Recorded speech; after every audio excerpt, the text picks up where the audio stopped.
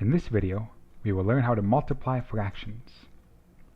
Let's begin by considering the following example. 2/3 times 5/7. You can think of this strategy for multiplying fractions in one of two ways. You can think about it as either multiplying straight across, so it would be 2 times 5, and then 3 times 7, we're going straight across on top and straight across on the bottom. Or you can think of it as saying we're going to take the numerator and multiply it by the numerator, and the denominator times the denominator. No matter how you think of it, you'll get the same thing. As we multiply across the top, we get 2 times 5, which is 10. And when we multiply across the bottom, we get 3 times 7, which is 21. This means that 2/3 times 5/7 is 10/21. And that's it. Let's consider another example. 1/2 times 2/5. Again, in this case, we can multiply straight across. 1 times 2 is 2, and 2 times 5 is 10. 1/2 times 2/5 is 2/10. Now we should always check our answers to make sure that they're in reduced form, and in this case 2/10 is not reduced. We can simplify 2/10 by dividing both numerator and denominator by 2. That would leave us, when we simplify this fraction, with 1/5 as a final answer. Now there's another option that we have when we multiply fractions. Remember that you can always cancel factors. Factors are things being multiplied, so in these problems, since we're multiplying this fraction by this fraction, we have factors.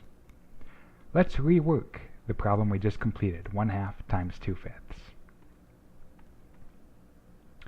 In this case, we have factors since we have things being multiplied.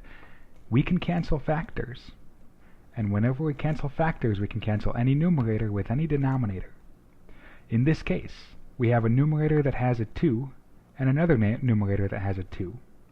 We can cancel those directly, and when we do so, when we cancel the entire 2, we're left with just 1. Now when we multiply straight across after canceling, we have 1 times 1, which is 1, and 1 times 5, which is 5. Notice that in this case, we got the simplest form right off the bat, instead of getting some other answer first that we then had to simplify.